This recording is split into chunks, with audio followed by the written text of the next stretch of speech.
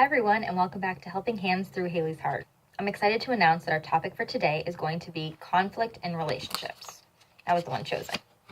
Specifically today, we're going to be talking about blame. The blaming style is something that many of us have done in relationships. Blame is basically defined as how we see our problems as someone else's without taking the responsibility. I always tell my couples it's like two people in a sinking boat. While one person is trying to dig out the water, the other person is creating more holes, allowing more water to come in. So it basically gets you nowhere. So why do we blame, and how can we avoid blame in relationships in the future? I've talked in other videos about Virginia Satir's 4 communication styles, one mainly being blame. And I have to say one of the most popular ones at that, whether it's with our significant others, friends, coworkers, family, blame happens. However, what we want to do is consider 3 things in conflict, so make sure you write these down. Number 1, the self, which is our feelings. Context. Number 2, where we are, who's around. And 3, others, the other person in the disagreement. Meeting a sense of congruency, meeting a sense of wholeness to that argument. When we're in the blaming role, we are in what's called the social set of circuits in the brain. This is not empathy related, believe it or not.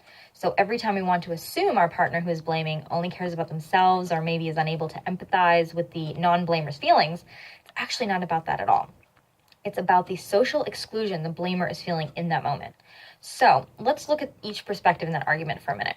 If you are the person who's blaming in the disagreement, remember, we want to be able to consider ourself, the context, and the other person. The context and others are being completely missed here, so we must find a way to get to the congruency.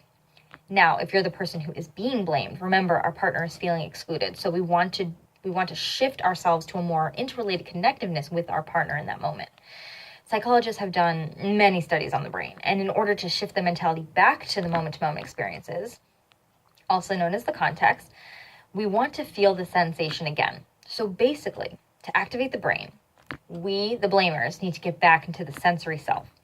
So my tip for today, because studies have shown, to go outside and take a walk, whether that's together in that disagreement or take a 10-minute time out and come back and to review that conversation, you'll have a newfound perspective for that conversation.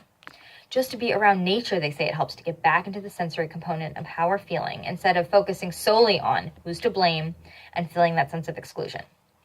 For more information about the blame game or assist with any other relational conflicts, contact me for an appointment today at stuart.haley333@gmail.com or check out our website at www.onelifecounselingllp.com. Also, don't forget to check out my monthly book recommendation. It's called Beyond Blame, A New Way of Resolving Conflicts in Relationships by Jeffrey A. Collar. And make sure to post your ideas for next month's video below in the comment box and share with your friends. The next informative video will be uploaded November 6th, so stay tuned.